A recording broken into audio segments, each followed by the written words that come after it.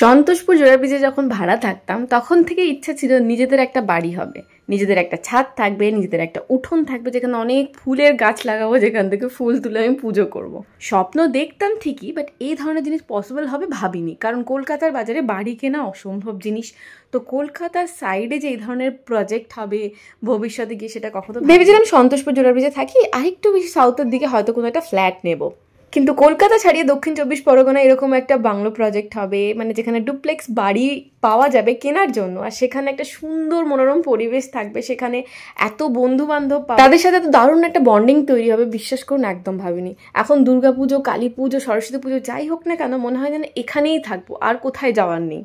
কিন্তু যতদিন কলকাতায় ছিলাম ততদিন আরামবাগে যাওয়ার জন্য মন খারাপ করতো, কারণ আমার সমস্ত বন্ধু বান্ধব, বাড়ির লোকেরা সব ওখানেই থাকতো। বিয়ে হয়েছে প্রায় 12 বছর, পুরোপুরি চেঞ্জ আমার শাশুড়ি মা। প্রথমে ব্লগগুলো দেখলে বুঝতে পারবেন কতটা অ্যাক্টিভ ছিলেন, আর এখন পুরোপুরি সমস্ত কিছু থেকে নিজেকে সরিয়ে নিয়েছে। তো মাঝে মাঝে খারাপও লাগে, মাঝে মাঝে ভাবলাম যে হ্যাঁ, অবসর নেওয়া একটা ব্যাপার আছে, সবাই চাকরি থেকে অবসর নেয়, সেরকম সংসার জীবন থেকেও অবসর নেওয়ার একটা সময় আসে, যদিও মেয়ের মায়েদের ক্ষেত্রে সেটা খুব একটা হয় না।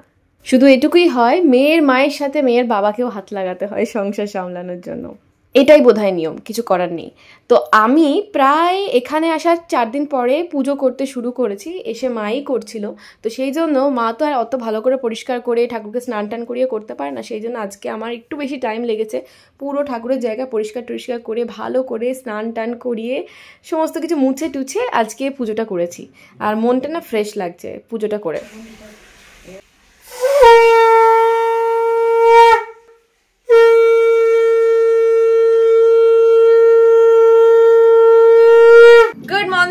Welcome back to my channel. আজকে হচ্ছে শনিবার, শনিবারে স্পেশাল রান্না বান্না তো হবে, মানে নিরামিষ রান্না বান্না। তার আগে আমি একটু বিছানার চাদরটা চেঞ্জ করব। ভাবলাম আজকে একটু চুলে একটু হেয়ার মাস্ক লাগাবো, আর হলো না, ভুলে গেছি। কাল রাত্রেবেলা ভেজাতে ভুলে গেছি, আর হলো না। দেখি কালকে রবিবার আছে, কালকে করবো। যদিও কালকে রবিবার আমাদের একটু প্ল্যান আছে একটু একটা জায়গায় যাওয়ার, যদি হয় তো ডেফিনেটলি যাবো, আর যদি না হয় তো ঘরে বসে বসে হেয়ার মাস্ক লাগাবো। নাকের উপর বিউটি স্পটটার উপরে চুন দিয়েছি, খুব তাড়াতাড়ি পেকে জিনিসটা বেরিয়ে যায়, সেই জন্য একবারে মানে 1 বছরের মধ্যে মোটামুটি আমি 20-25টা বিছানার চাদর কিনে নিয়েছিলাম। সেই জন্য বেশ কয়েক বছর আমাকে কিনতে হচ্ছে না, সেইগুলোই ঘুরিয়ে ফিরিয়ে চালাচ্ছি। আর সত্যি কথা বলতে কি, অতগুলো না, এক আধবার পাতলে না তাড়াতাড়ি নষ্টও হয় না। আর প্রত্যেকটাই ভালো কোয়ালিটির কিনেছিলাম, এমনি কম দামের না। কম দামের হলে খুব তাড়াতাড়ি ফেড হয়ে যায় কালার। আর অ্যামাজন থেকে দেখবেন ওই 1000-1200-র মধ্যে যে বেডশিটগুলো পাওয়া যায় না, সেগুলো অনেক দিন স্টে করে। ইভেন আমি প্রায় মিনিমাম 15-16টা ওয়াশ করেছি ওয়াশিং মেশিনের মধ্যে, তাতেও একটুও কালার ফেড, এমনকার তেমন কালার ইনট্যাক্ট আছে। বাট এটা আমি কোথা থেকে কিনেছিলাম মনে করতে পারছি না, মনে হয় এটা মিশো বা ফ্লিপকার্ট থেকে কিনেছিলাম। যাই হোক, আমি যদি রিজনেবল ওই ধরনের কোনো বেডশিটের মানে কালেকশন পাই, তাহলে ভিউ প্রোডাক্টে ট্যাগ করে দেবো, আপনারা দেখে কিনতে পারেন। আর এই যে কাভারটা দেখছেন না, ম্যাট্রেস কাভারটা, এটাও আমি অ্যামাজন থেকে নিয়েছিলাম তখন, মানে প্রায় 2-3 বছর আগে। কারণ নদীর তখন একটু বিছানার মধ্যে একটু হিসি করে দেওয়ার টেন্ডেন্সি ছিল, বাট এখন একদমই করে না। যদিও ম্যাট্রেস কাভার খুবই ভালো প্রোটেক্টেড রাখে। শনিবার খাবারের মধ্যে আলু পোস্ত না থাকলে ব্যাপারটা জমে বলুন। আমি এসে খেয়েছি, মিস্টার মুখার্জি তো খাইনি, ও আলু পোস্ত প্রচন্ড পছন্দ করে। এখন আমি আলু পোস্তর জন্য পোস্তটাকে বেটে নিই, তারপরে রান্না করবো। পোস্ত বাটা হয়ে গেছে, সুরাদা দিয়ে আলু কাটছে, আলু পোস্তটা করবো। তার আগে আমি এই যে ডাল ভিজিয়েছিলাম কালকে, মুসুর ডাল, কালকে না আজকে সকালেই ভিজিয়েছি। মুসুর ডাল বেশি টাইম লাগে না, তো এটা এখন বেটে নেবো ভালো করে ধুয়ে, এটা দিয়ে বড়া হবে। নদী এখন পরোটা আর আটার পরোটার তরকারি খেতে বসেছে, মা বসে আছে খাবে। মিস্টার মুখার্জি মানিকের সাথে কথা বলছে, আজকে আমাদের লাইট লাগানো হবে বাড়িতে, সেই জন্য দিওয়ালির লাইট। এই নদী খেপিয়ে দিচ্ছে পুরো, লাইট লাগাবো করে।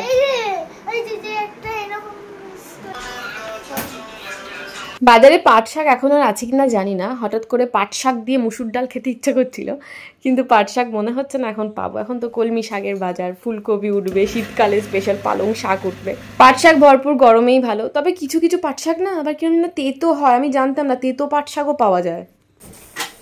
বাটাবাটির পর্ব মিটলো, এবারে কোটাকুটি আর রান্না বান্না। আচ্ছা, এর মধ্যে যেহেতু ভাজা বড়া হবে, সেহেতু সব আমি একসাথে আলাদা করে তুলে রাখছি না, সব একসাথেই এই সমস্ত ক্যাপসিকাম, পেঁয়াজ, টমেটো সব দিয়ে দিচ্ছি। কেন জানি না মনে হলো এতটা বড়া লাগবে না, একটু তুলেই রেখে দিই, কালকে যদি আবার একটু খাওয়া দাওয়া হয় মুড়ি টুড়ির সাথে। এইগুলো এনাফ, এটা তুলে রাখছি আর এটা করছি আজকে।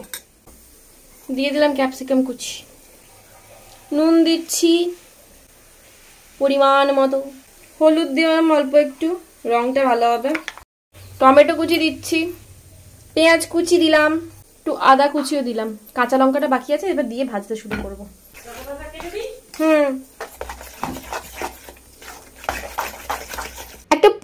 কড়াই বসিয়েছি গ্যাসের মধ্যে, তার কারণটা বলে দিই। কারণ এটাতে না কম তেলে অথচ ডুবো তেলে ভাজা যায়, সেই জন্যেই নিলাম। আর খুব তাড়াতাড়ি ভাজা হয়ে যাচ্ছিলো, বেশি তেলও নষ্ট হচ্ছিল না। আর বড় জায়গায় নিলে তেলটা ছড়িয়ে থাকে, এক পিঠ ভাজা হলে ওপর পিঠটা ভালো করে ভাজা হয় না, অনেকক্ষণ টাইম লাগে। এই বুদ্ধিটা বার করে না বেশ তাড়াতাড়ি হয়ে গেল দেখলাম। এই কড়াইটা যদি আমি তেল লঙ্কা করার জন্য আর ডিম ভাজার জন্য কিনেছিলাম, কিন্তু এখন থেকে বড়াও ভাজবো। আর হ্যাঁ, পাঁপড় ভাজার জন্যও কিনেছিলাম। পাঁপড়ও বেশ সুন্দর ভাজা যায় অল্প তেলের মধ্যে। দেখুন, দেখে মনে হচ্ছে না যে কি সুন্দর ডুবো তেলে ভাজা হয়েছে, কিন্তু ডুবো তেলে ভাজা হয়নি, মানে অল্প তেলেই হয়েছে আর কি। যদিও ভাজতে ভাজতে এর মধ্যে থেকে টপাটপ কয়েকটা উঠে যাবে, কারণ মিস্টার মুখার্জি মুড়িও খাবে। এই যে পোস্ত হয়ে গেছে, আলু পোস্ত, কিন্তু এবারে পোস্তটা না ভালো নয়, মানে আমি জেকে পোস্ত আনাই, বাট এবারে না মাসকাবাড়ির লিস্টে দিয়েছিলাম তো ওখান থেকে লুজ পোস্ত দিয়ে দিয়েছিল। বাট এটার মধ্যে মনে হচ্ছে যেন ময়দা মেশানো আছে, কড়ার তলায় যেরকম ময়দা বেক করলে যেরকম হয় না সেরকম লেগে থাকছে, আর পোস্তর টেস্টটাও সেরকম ভালো লাগছে না। আমি আগের দিনে আপনাদের বলছিলাম যে পোস্তর টেস্টটা এরকম কেন লাগছে, পোস্তর টেস্টই যখন ভালো না আর কি ভালো লাগবে। যাক, এখানে ভেজ ডালটা করে নিচ্ছি। তেল, শুকনো লঙ্কা, জিরে, তেজপাতা ফোড়ন দেবো, আদা বাটা দেবো, আর টমেটো আর সবজি দিয়ে আগে থেকে মুগের ডালটা ভেজে ভালো করে সেদ্ধ করে রেখে দিয়েছি। আমার কাছে না বেশ কয়েকটা মানে কিশমিশ ছিল, কিন্তু কাজু বাদামের পরিমাণ কম ছিল, কারণ কাজু বাদামটা সবাই মুখে মানে তুলে তুলে খেয়ে নেয় আর কি। তো সেই জন্য যে কটা ছিল ওটা দিয়ে ভেজ ডালটা একটু ঘন করে বানিয়ে নেবো, ব্যাস দুপুরবেলা খাওয়া আমাদের কমপ্লিট। মানে শনিবারের, আর বাবার জন্য ডিমের ঝোল হবে, কারণ শনিবারে আমরা সবাই নিরামিষ খাই, শুধুমাত্র বাবা আমিষ খায়। একটু ভালো করে ফুটিয়ে লাস্টে একটু গরম মশলা আর একটুখানি ঘি দিয়ে ভেজ ডাল একদম রেডি। সত্যি কথা বলতে কি না, এইটার সাথে ভাত মেখে ওই গোবিন্দভোগ চালের ভাত আর স্যালাড দিয়ে ভাত খাওয়া হয়ে যাবে, ডালটা যদি ভালো করে হয়, তাই না? নন বেঙ্গলি যারা আছেন তো ওনারা এরকম ডাল চাওয়ালি বেশি খায়, সঙ্গে স্যালাড, রায়তা। খারাপ না, বেশ ভালো লাগে মাঝে মাঝে, কিন্তু আমরা বাঙালি, আমাদের হাজার পদ না হলে খাবার উঠবে না মুখে আর কি। চলো, নদী কারাটে ক্লাসে যাচ্ছে, ওদের ক্লাসের টাইমিং আগিয়ে দিয়েছে, কারণ এখন 5টার মধ্যে সন্ধে হয়ে যাচ্ছে, ওই জন্য 4টে থেকে হবে। চলো। 5টায়, 5:30টায়। নদীকে দিয়ে এলাম, হঠাৎ করে না খুব মাইগ্রেনে মাথা খুব যন্ত্রণা হচ্ছে, তো সেই জন্য আমরা একটু কড়া করে চা করে খাই। আর অনেক দিন ধরে একটা কাপ পড়ে রয়েছে, ভাবছি এই কাপটাই খাবো, যদি এই কাপটা চা খাওয়ার থেকে না ওই জুস, তারপরে শেক, তারপরে একটু আইস টি, এই ধরনের মানে ফ্যাসিনেটেড জিনিস খেতে মানে ভালো লাগে। বাট তবু আমি চা খাবো এটাতে সিপারে করে। এই কাঁচের সিপার আবার ফেটে ফেটে মুখে ঢুকে গেলে মুশকিল কাণ্ড হয়ে যাবে। কারাটে করে চলে এসেছে আমাদের কারাটে গার্ল। চলো, যাবি আমার সাথে? ও জিমনাস্টিক গার্ল, সরি। এখন আমি রুকসানার সামনের সাথে একটু দেখা করতে যাচ্ছি, মানে হাঁটাহাঁটি করবো আর কি বাইরে, তো সেই জন্য। নদী যাবি না কি করবি, থাকবি?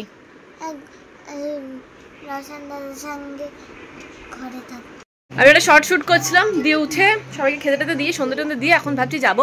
আর বলে রাখি আজকে মানে কালকে হচ্ছে সুকন্যার বার্থডে, তো আজকে রাত্রেবেলা আমরা যাবো কেক ফেক নিয়ে 12টার সময় হাঙ্গামা করতে করতে। তো সেটা পরের ব্যাপার। অভিষেককে বলেছি একটা কেক আনতে, কারণ আমাদের বাড়িতে আমাদের এখানে 4টে ছেলের মধ্যে কেউ অ্যাভেলেবেল নেই, শুধু অভিষেক আছে বাড়ি, ল্যাপটপে কাজ করছেন সকাল থেকে বসে, যাই হোক। তো সেই হচ্ছে ব্যাপার। এখন আমরা যাই ওখানে একটু গল্প সল্প করে আসি, তারপর রাত্রেবেলায় দেখা হচ্ছে। Okay, bye. Happy birthday to you. এ বাবা, দেখ সবার আগে ও আগে উইশ করে বলে কেক ফেক কাটিয়ে বসে আছে। এই জন্মদিনটা কার বাই দেবে? আমরা রান্না করবো। হ্যাঁ, কি রে, যার জন্মদিন সে বসে থাকবে আর আমাদের সব রান্নার ভাগাভাগি চলছে। ও পুঁইশাক চিংড়ি, কি টমেটো দিয়ে ডাল আর আমের চাটনি। তোর কি দই কাতলা? দই কাতলা। আর আমার পোস্ত আর চিংড়ি মাছের মালাইকারি। বাবা, আর তুই কি করবি? তোরা ছেলেগুলো কি করবি? বসে থাকবি, আঙুল চাটবি? ও চিকেন করবে, ভাত করবে। ও তো পুরো মুখটা কাচু মাচু হয়ে গেছে, চিকেন কি করে করবে ভেবেই পাচ্ছে না।